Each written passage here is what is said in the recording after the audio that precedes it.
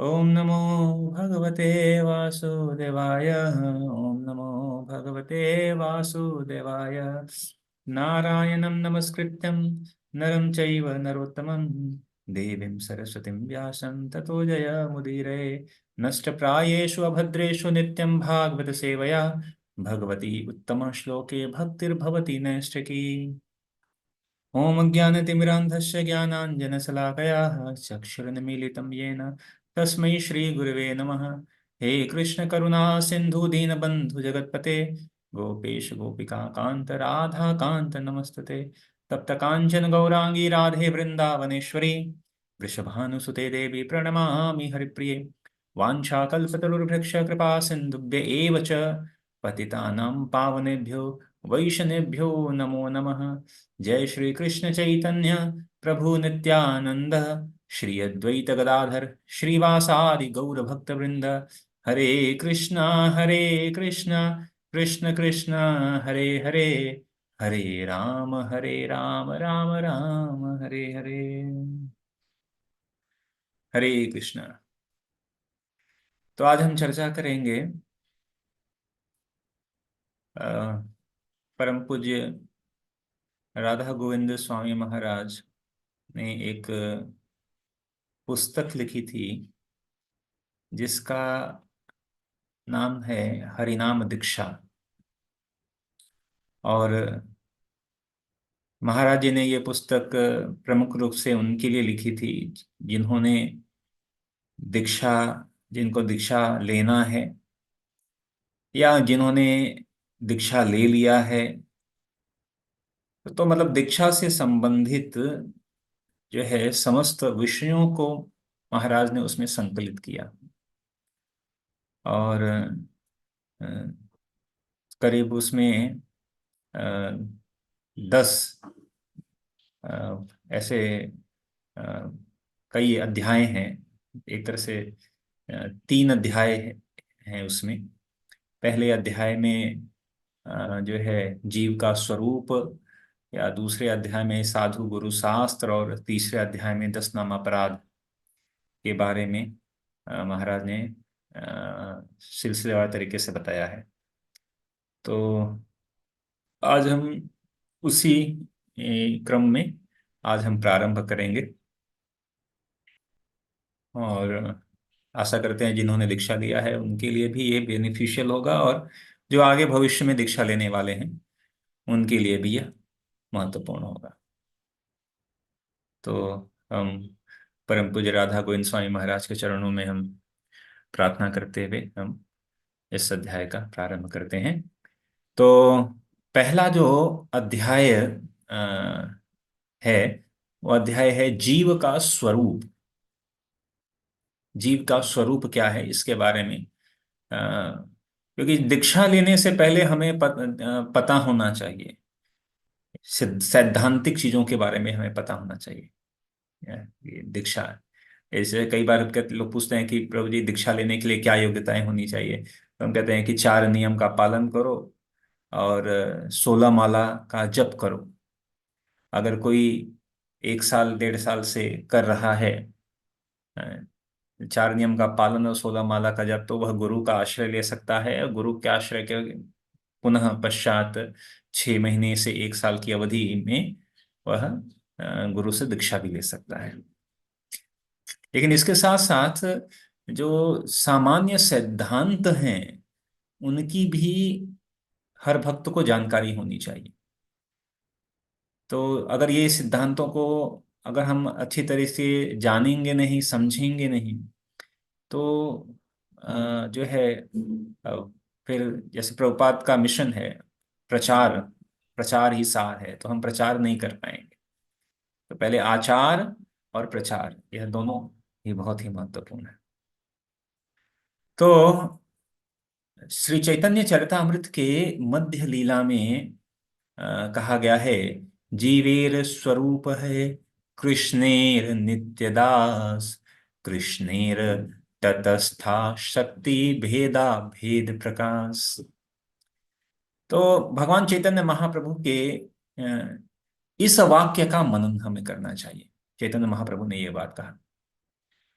और साथ ही साथ इसके अर्थ को भी समझने का प्रयास करना चाहिए। तो श्रीपाद सनातन गोस्वामी ने चैतन्य महाप्रभु से वाराणसी में पूछा था कि आमी, अर्थात कि मैं कौन हूं। और इस प्रश्न के उत्तर में भगवान श्री चैतन्य महाप्रभु ने न केवल सनातन गोस्वामी को ही अपितु समग्र जीवों का परिचय दिया कि वास्तव में जीव है क्या। तो भगवान श्री कृष्ण ने भगवत गीता में कहा है, जिसे श्री चैतन्य महाप्रभु उद्धृत करते हैं भगवत गीता के 15वें अध्याय का 7वें श्लोक में। भगवान कहते हैं, ममैवांसो जीवलोके जीवभूत सनातनः मनः षष्ठानि इंद्रियाणि प्रकृतिस्थानि कर्षति। कि जीव का स्वरूप है कि वह कृष्ण का नित्य दास है, नित्य सेवक है। ठीक है। लेकिन जीवात्मा इस बात को भूल चुका है और उसे अनादि काल से स्मरण नहीं है। जीवों को पुनः भगवान की सेवा में नियुक्त करने को ही वास्तविक रूप में दीक्षा कहते हैं। तो हम भगवान के नित्य दास हैं, ये बात हम भूल गए हैं। और ऐसे तो दीक्षा के शाब्दिक अर्थों में कई अर्थ बताए जाते हैं यहाँ, जबकि आईडीसी कोर्स पढ़ाया जाता है उसमें भी बताए जाते हैं कि दीक्षा का अर्थ क्या है। जो अ, जो है, गुरु हमारे सारे जो है अ, क्षय करता है समस्त पापों को। लेकिन दीक्षा का एक अर्थ यह भी है कि हम अनंत काल से, अनादि काल से हम भूल चुके हैं कि हम भगवान के नित्य अंश हैं, भगवान के सेवक हैं। तो दीक्षा का अर्थ ये है, दीक्षा क्या करती है कि पुनः हम जीवात्मा को भगवान की सेवा में पुनः स्थापित करती है, नियोजित करती है, लगाती है। तो जीव को भगवान की सेवा में पुनः नियोजित करने को ही दीक्षा कहते हैं। और इसीलिए कहा जाता है कि हर हम हमें जो है दीक्षा जरूर लेनी चाहिए। दीक्षा लेने का मतलब है कि भगवान की सेवा में नियोजित हो जाना। ठीक है, भगवान की सेवा में नियोजित, गुरु के आदेश निर्देश के अनुसार। कहते हैं कि हर योनि में माता पिता भाई बंधु मिल जाते हैं, लेकिन गुरु हर योनि में नहीं मिलता है। ये मनुष्य योनि, ये ऐसी योनि है जहां पर हम गुरु का आश्रय ले सकते हैं और गुरु के आश्रय में जाकर हम दीक्षा ले सकते हैं और भगवान की सेवा में नियोजित हो सकते हैं। तो दीक्षा का अर्थ क्या हो गया? सामान्य अर्थ में अगर कोई पूछे कि भाई दीक्षा का क्या अर्थ है, तो दीक्षा का अर्थ हो गया कि जीव को भगवान की सेवा में पुनः नियोजित करना, पुनः लगाना, इसी को दीक्षा कहते हैं। ठीक है।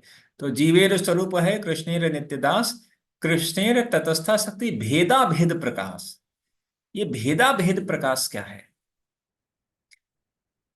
तो जीव जो है वह भगवान का जो है अंश है, दासभूत अंश है, सूक्ष्म अंश है, तथा भेदा भेद प्रकाश है।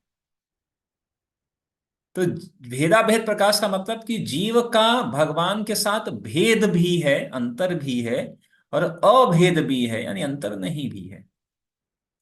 अभेद का अर्थ होता है बिल्कुल एक जैसा होना, और भेद का मतलब होता है कि भिन्न होना। तो भगवान और जीव में समानता भी है, भिन्नता भी है, समानता भी है और भिन्नता भी है। इसी को कहते हैं भेदा भेद, भेदा भेद प्रकाश। तो भगवान और जीव में समानता कैसे हो सकती है? और तो भगवान श्री कृष्ण सच्चिदानंद घन है और जीव भी उनका अंश है, चिन्मय और अविनाशी सतचित आनंद जीव भी है। लेकिन अंतर क्या है कि कृष्ण है विभु, कृष्ण विभु है, यानी विशाल, विभु मतलब बड़ा, प्रभु हैं, महान हैं। जबकि हम जो जीवात्मा हैं, हम बहुत ही अणु हैं, बहुत ही छोटे हैं। हाँ? उदाहरण के लिए कहा जाता है जैसे कि अगर सोने का पर्वत हो, तो सोने के पर्वत में और उस पर्वत के एक कण में जो है समानता अगर देखा जाए, तो सोने का जो पर्वत में अ, जो उसका कैरेक्टरिस्टिक्स होगा, अ, वही कैरेक्टरिस्टिक्स उसके कण में भी होगा, उसका गुण उसमें वही होगा। लेकिन वजन में, मूल्य में, अ, मात्रा में भिन्नता है। तो इसी प्रकार जीव भगवान जीव भी सच्चिदानंद है, परंतु भगवान से उसका भेद भी है। इसीलिए चैतन्य महाप्रभु कहते हैं भेदा भेद प्रकाश, भेदा भेद प्रकाश, की भगवान के साथ भेद भी है और अभेद भी है। ठीक है। तो इसलिए हम वास्तव में हम भगवत गीता का सिद्धांत कहता है कि भाई हम देह नहीं हैं, देह से भिन्न हम आत्मा हैं। भगवद गीता के दूसरे अध्याय के 20वें श्लोक में क्या कहते हैं, न जायते म्रियते वा कदाचिन नायं भूत्वा भविता व न भूयः अजो नित्यः शाश्वतो अयं पुराणो न हन्यते हन्यमाने शरीरे। की आत्मा न जायत, आत्मा का विनाश नहीं होता है, न अग्नि उसे जला सकती है, न पानी भिगो सकता है, न कोई भी शस्त्र अस्त्र उसको काट सकता है। नयनम छिन्दन्ति शस्त्राणि नयनम दहति पावक न चैनम केलदयन्तापो न शोषयति मारुतः। आत्मा अक्षेद्य है, अक्लेद्य है, अशोष्य है, नित्य है। तो इस विषय में भगवान से इसका अभेद है।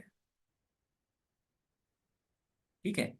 ये जो गीता में भगवान करें, इस विषय में भगवान से उसका अभेद है, कोई भेद नहीं है। परंतु अनंत गुणों में जैसे सौंदर्य, आनंद और ज्ञान में बहुत ही अल्प है। हाँ? भगवान आनंद के सागर हैं और हम बिंदु। भगवान ज्ञान के सागर हैं और हम बिंदु। हाँ? भगवान सौंदर्य की मूर्ति हैं और हम बिंदु मात्र। इसीलिए कृष्ण के साथ जीव का यही सबसे बड़ा भेद है। हाँ? श्रील प्रभुपाद उदाहरण में कहते हैं कि जैसे प्रकाश, जैसे आकाश में जब कोई हवाई जहाज चल रहा है, तो उस हवाई जहाज में लगा हुआ प्रत्येक जो उसमें जो भी हवाई जहाज को बनाने के लिए लगा हुआ उसका हर एक पुर्जा, हर एक नट बोल्ट, वो हवाई जहाज का ही है। वो भी हवाई वायुयान ही है। ठीक है। अभी हम कहेंगे हवाई जहाज, तो हवाई जहाज का जो उसका पंख है वो भी हवाई जहाज ही है ना, उसका पहिया सब कुछ। लेकिन अगर उसमें से नट बोल्ट, उसमें से कोई एक स्क्रू नीचे गिर जाता है, तब वो ये कोई नहीं कहेगा कि ये हवाई जहाज है। उसी तरह जब भगवान से जो क्या कहते हैं वियुक्त, भगवान से अलग हुआ जो जीव है, ठीक उसी प्रकार से तो जीव और कृष्ण में अंतर होते हुए भी अंतर नहीं है। ये सिद्धांत है चैतन्य महाप्रभु ने दिया है, भेदाभेद प्रकाश। ये हमको पता होना चाहिए। नहीं तो इसके विपरीत सभी लोग कई बार कहते हैं कि हम ही भगवान हैं, भगवान और हम में कोई अंतर नहीं है। है? मायावाद भी फिलॉसफी उसमें आ जाती है, हम ही भगवान हैं। तो ये बात जो है क्लियरली हमें पता होना चाहिए, ये सिद्धांत हर भक्त को पता होना चाहिए। अच्छा, भक्ति, अभी भक्ति एक्चुअली वास्तविक में स्वाभाविक है। चैतन्य चरितामृत के मध्य लीला में कहा गया है, सर्वोपाधि विनिर्मुक्तम तत्परत्वेन निर्मलम ऋषिकेन ऋषिकेश सेवनम भक्तिरुच्यते। सर्वोपाधि विनिर्मुक्तम, हम जो नहीं है उसे छोड़कर अपने स्वरूप में स्थित हो जाने को भक्ति कहते हैं। ठीक है, सर्वोपाधि विनिर्मुक्त, सभी उपाधियों को छोड़कर, सभी उपाधियों को छोड़कर। ठीक है, तो सभी, जो हम नहीं हैं उसको छोड़कर, तो वो जो हम उपाधि नहीं है, हम तो आत्मा है। तो तत्परत्वेन निर्मलम मतलब भगवत परायण होकर अपने इंद्रियों को ऋषिकेश की सेवा में नियोजित करना, भगवान की सेवा में लगाना ही भक्ति है। तो भगवान के साथ संबंध जोड़ने में औपचारिकता की कोई आवश्यकता नहीं होती है। भगवान के साथ जुड़ने के लिए कोई औपचारिकता नहीं करनी पड़ती है। जैसे अगर किसी के साथ संबंध जोड़ना है संसार में, महाराज बताते हैं कि संसार में किसी के साथ संबंध जोड़ना है तो बहुत सी औपचारिकताएं होती हैं। जैसे अगर विवाह करना है, किसी कन्या का विवाह करना है, तो लड़का पढ़ा लिखा है कि नहीं, लड़की पढ़ी लिखी है कि नहीं, शरीर कैसा है, धन है कि नहीं है, नौकरी करता है, काम आता है या नहीं है, ये सब अनेकों चीजें देखते हैं लोग, और तब जाकर फिर विवाह तय होता है। ऐसा क्यों करना पड़ता है? क्योंकि जिसके साथ कोई संबंध नहीं है उसके साथ संबंध स्थापित करने के लिए आपको बहुत सारी औपचारिकताएं करनी पड़ती हैं।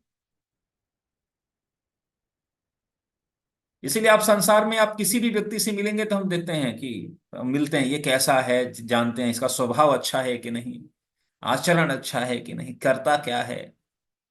अनेक औपचारिकताओं को पूर्ति करनी पड़ेगी किसी के साथ संबंध स्थापित करने के लिए। क्यों? क्योंकि भाई उसके साथ हमारा संबंध है नहीं भाई, उसके साथ हमारा कोई संबंध नहीं है, संबंध हम नया बनाने जा रहे हैं। और नया संबंध बनाने जा रहे हैं तो इसलिए उस संबंध को बनाने के लिए अलग अलग औपचारिकताओं की जरूरत पड़ेगी। ठीक है, फिर बाद में संबंध बनाने के बाद पता चलता है फिर समस्या भी होती है, पर ये हो गया, वो हो गया, धोखा दिया, ऐसा कर दिया, उसने ये कर दिया, वो मेरा कहना मानता नहीं है, वो मेरा कहना नहीं मानती नहीं है। ठीक है, फिर इश्यूज आ जाते हैं, अपना ईगो आ जाता है, मेरे अनुसार करो, मेरे अनुसार नहीं किया, ये सारी चीजें। प्रमुख रूप से हम उन सभी से संबंध जोड़ने का हम प्रयास कर रहे हैं जिनके साथ हमारा कोई संबंध है नहीं। जिसके साथ संबंध है, हमारा शाश्वत संबंध है, उसके साथ हम संबंध नहीं जोड़ रहे हैं। जिसके साथ हमारा शाश्वत संबंध है वहां पर कोई औपचारिकता की जरूरत नहीं है। जैसे सांस लेना क्या है, स्वाभाविक है भाई। एक बच्चा जब पैदा होता है, एक जीव आत्मा इस संसार में आता है, तो उसको ट्रेनिंग नहीं दी जाती है कि सांस कैसे लेना है। सांस कैसे लेना है ये ट्रेनिंग किसी ने दिया क्या? कि नहीं नहीं, एक नाक से छोड़ो, एक नाक से खींचो, ऐसा कोई ट्रेनिंग नहीं दिया।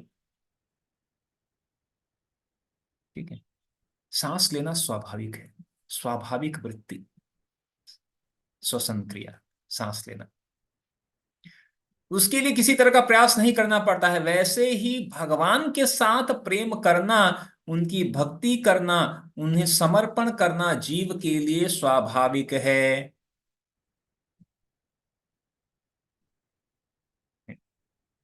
जीव के लिए स्वाभाविक है, इसे कहते हैं स्वाभाविक। ये चीज है स्वाभाविक। कई बार कहते हैं कि नहीं नहीं मेरा स्वाभाविक प्रेम है, स्वाभाविक प्रेम किसी व्यक्ति से नहीं, स्वाभाविक प्रेम केवल भगवान से ही संभव है। नित्य नित्य संबंध है ना, भगवान से हमारा संबंध नित्य है, इसीलिए स्वाभाविक है। जिसके साथ संबंध नित्य नहीं है उसके साथ संबंध बनाने के लिए औपचारिकताओं को करना पड़ता है। ये बात समझ लीजिए, भगवान के साथ संबंध जोड़ने के लिए कोई औपचारिकता नहीं है। वहां उनको जोड़ने की सारी उपाधियों को हटाना पड़ेगा। लोग संबंध जोड़ते हैं तो देखते हैं कि अरे तो वो कौन है, हम कौन है, लोग कहते हैं अरे कोई कहता है अरे अपने समाज के लोगों से मेल जोल करना है हमें। कोई कहता है अपने देश के लोगों से मेल जोल करना है। कोई देखता है अपने स्टेटस होना चाहिए भाई। स्टेटस, अपना स्टेटस का होना चाहिए। किसी से भी करो, लेकिन अपने स्टेटस का होना चाहिए। कौन सा भाई स्टेटस क्या है तुम्हारा? अब कौन सा स्टेटस है? कौन सा स्टेटस लेकर आए थे? जीव का, आत्मा का कौन सा स्टेटस है? क्यों? ये सारी चीजें क्यों है? उपाधि। ये उपाधियां हैं। ये सारी उपाधियां हैं। हमारे स्टेटस का हो या हमारे फाइनेंशियल, चाहे फाइनेंशियल स्टेटस, सोशल स्टेटस का होना चाहिए, हमारे समाज का होना चाहिए, हमारे देश का होना चाहिए, this and that, all this things. क्यों? ये सारी चीजें क्यों हैं? क्योंकि यहाँ पर हम ऐसे लोगों से संबंध बना रहे हैं जहां पर जो स्वाभाविक नहीं है, इसलिए ये उपाधियों की जरूरत पड़ती है। भगवान के साथ ऐसा नहीं है। उपाधि में तीन शब्द आता है, उप, आ और धी। उप का अर्थ है निकट, आ का अर्थ है कि पूरा का पूरा, और धी का अर्थ है वस्तु के स्थान में हो। मतलब जीव भगवान का तो चिन्मय अंश है, और उसे शरीर रूपी एक ऐसी उपाधि दी गई है कि इसे ही वह सब कुछ, इसको ही वो सब कुछ मानता है। अगर किसी से पूछा जाए तुम्हारी उम्र क्या है, तो अपना जन्मदिन याद करेगा, मैं इतने साल का हूं, मैं 22 साल का हूँ, 25 साल का हूँ, 35 साल का हूँ। लेकिन भगवान गीता में कहते हैं कि जीव तो अनादिकाल से मेरा अंश है। आत्मा शरीर से भिन्न है। जीव अनादि काल से है, अनंत काल से है, उसका तो कभी विनाश नहीं होता है। यह आत्मा का परिचय है। तो इस इस जगत में जीव का जो ज्ञान, जीव को बिल्कुल ज्ञान नहीं है कि हम शरीर से भिन्न हैं, भगवान के अंश हैं, भगवान के दास हैं। तो दीक्षा के समय हमें क्या करना है कि इन सारी उपाधियों से मुक्त करने के लिए, इसीलिए आपका नाम क्या है मिस्टर फला फला फला ABCD कुमार, तो गुरु जी क्या करते हैं कि इन उपाधियों से मुक्त करते हैं, और आपका नाम रख देंगे। आपका नाम हो गया कृष्णदास। जीव का नाम बदल दिया जाता है। देह और देह के जो भी संबंध है उसे उपाधि कहते हैं। तो दीक्षा में क्या किया जाता है? लोग कहते हैं अरे प्रभु दीक्षा में आपका दीक्षा का नाम क्या हुआ? लोग बहुत उत्साही, अरे आपका दीक्षा का नाम क्या? लोग पता है मेरा दीक्षा का नाम यह है, मेरा दीक्षा का नाम यह है, मेरा दीक्षा का नाम यह है। अरे दीक्षा में केवल नाम, तो वो नाम क्या, जैसे पहले कोई एक लीगल या भौतिक नाम था, वैसे ही अब ये एक नाम हो गया। बस नाम बदल गया क्या? नहीं, नाम नहीं बदला, पहचान भी बदल गई है। पहचान तो वही है, लेकिन पहचान का, कहते हैं वास्तविक पहचान आ गई है। जो भूला हुआ था वो आ गया है।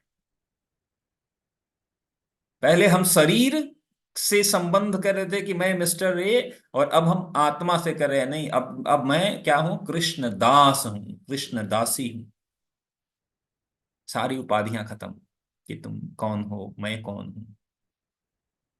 तो दीक्षा के समय दैहिक उपाधि से मुक्त करने के लिए ही गुरु क्या करता है? उनका एक आध्यात्मिक नाम देता है। इसीलिए कहते हैं कि भगवान से प्रेम करने के लिए आपको सारी उपाधियों से मुक्त होना पड़ेगा। सारी उपाधियों से मुक्त होना पड़ेगा, तब जाकर भगवान के साथ संबंध की स्थापना होगी। सर्वोपाधि विनिर्मुक्त होने के लिए नाम बदल दिया जाता है, ताकि हम शरीर के अनुसार सोचना छोड़ दें। भगवान है, या भगवान के किसी भी भक्त, भगवान की प्रिया, भगवान की शक्ति का नाम रखकर जीव में भगवान के संबंध को स्थापित किया जाता है। इसीलिए पुरुषों के लिए दास और स्त्रियों के लिए दासी की संज्ञा दी जाती है। हम अन्य किसी के नहीं, कृष्ण के हैं और कृष्ण हमारे हैं। कृष्ण हमारे रक्षक हैं, हमारे त्राता हैं, हमारे पालक हैं, हमारे पोषक हैं। जो भी कुछ इस इस संसार में मिल रहा है, हवा पानी, पृथ्वी, अन्न जल, फल फूल, सब कुछ भगवान ही दे रहे हैं। विश्व को भगवान ने ही बनाया है। इस भावना से भगवान श्री कृष्ण से प्रेम करना बहुत आवश्यक है, और इसी को आचार्य स्थापित करते हैं। इसी को आचार्य स्थापित करते हैं, ये संबंध।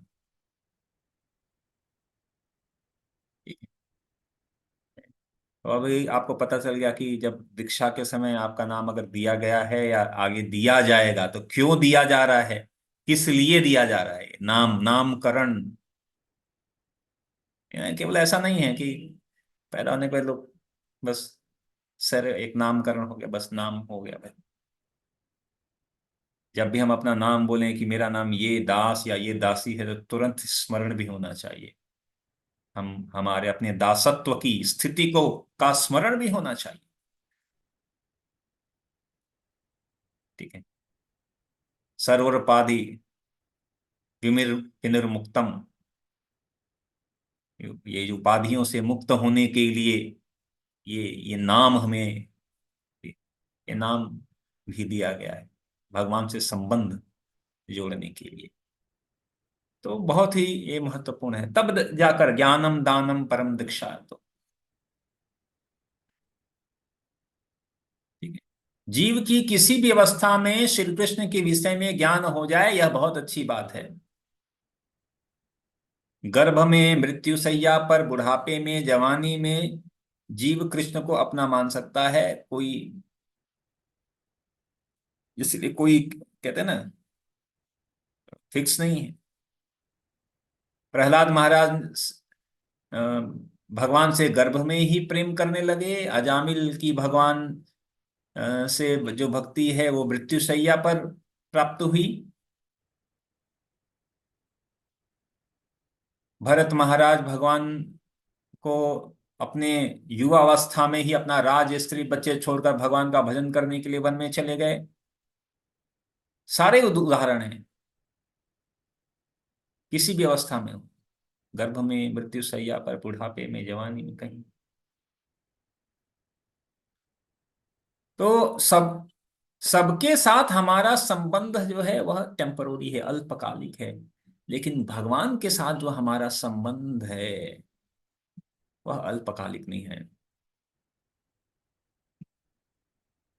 इसीलिए ये भौतिक जगत के जितने भी संबंध हैं, ये भगवान के साथ के संबंध पर पर्दा डालते हैं। भौतिक जितने भी संबंध हैं भगवान के साथ संबंधों पर आवरण करते हैं। आवृतम ज्ञानमेतेन ज्ञानिनो नित्यवैरिणा। ये जो संबंध है, इसीलिए अंतिम समय में सभी संबंधों से भी मुक्त होना पड़ेगा। कुंती महारानी अपनी प्रार्थना में कहती हैं, मतलब आप सोचिए, और उनके जो पुत्र हैं वो सब भगवान के परम भक्त। अर्जुन है मित्र, युधिष्ठिर को हरिदास वर्य की संज्ञा दी गई है, हरिदास। ऐसे से परम मतलब भक्त गण हैं। तब भी कुंती महारानी क्या कह रही हैं कि जो मेरा मन है अभी भी मेरे पुत्रों में, इसमें उसमें लगा हुआ है, भगवान इनसे मुक्त करो। इन सबसे भी मुक्त करके केवल आपके चरण कमल पर मेरा ध्यान ध्यान पूर्ण रूप में केंद्रित हो जाए। उनसे भी मुक्त होने की बात कुंती महारानी ऐसे कह रही है। क्योंकि भगवान के साथ संबंध में सारे संबंध जो है आवरण है। ठीक है। इसलिए आचार्य कहते हैं कि कृष्ण हमारे हैं और हम कृष्ण के हैं, और इस भावना से ही श्री कृष्ण की सेवा करने को ही भक्ति कहते हैं। एक सामान्य सूत्र है भक्ति का कि भगवान हमारे हैं और हम भगवान भगवान हम आपके हैं।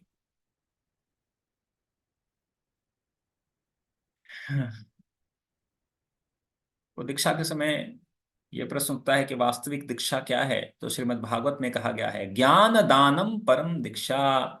ज्ञान देना ही दीक्षा देना है।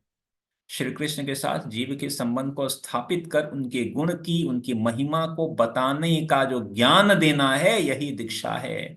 देशितो तत्र तो विदुः तत्र तो।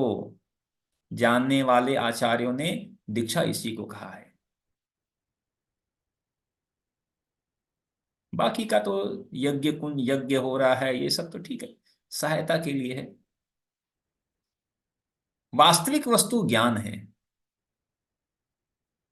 और फिर इस दीक्षा के मुख्य अंग में आएगा भगवान के नाम का जप करना, कीर्तन करना। कृष्ण और जीव के बीच में उनका नाम है, नाम ही जीव को भगवान से जोड़ता है। ये ज्ञान हमें पता होना चाहिए।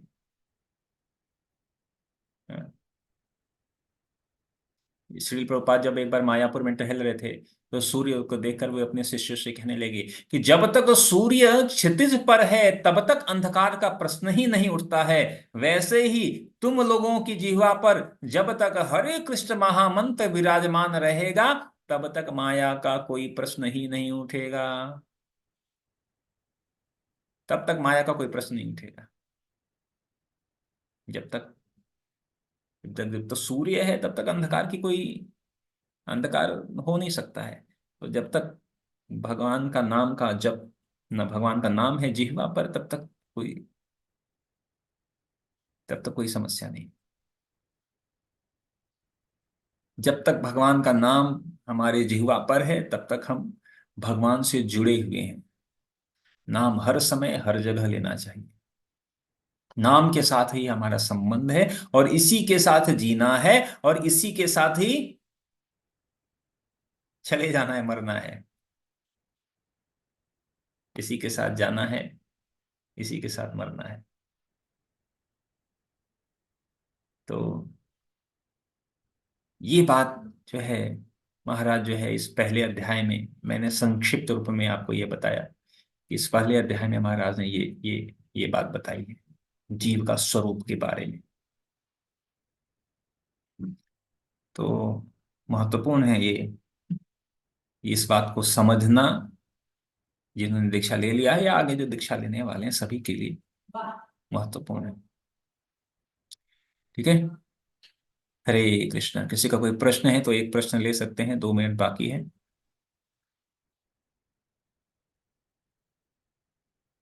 और इसी क्रम को हम आगे बढ़ाएंगे। अगले बार हम अध्याय दूसरा लेंगे, साधु गुरु और शास्त्र। यहाँ पर द्विज क्या है, भक्तों की संगति, द्विज का लक्षण, अ, और समर्पण की आवश्यकता क्यों है, गुरु वैष्णव की आवश्यकता, इन सब विषयों के बारे में, दीक्षा का अर्थ, इन सब के बारे में, और गुरु के बारे में, गुरु तत्व के बारे में हम समझने का प्रयास करेंगे अगले जो है सेशन में। ठीक है।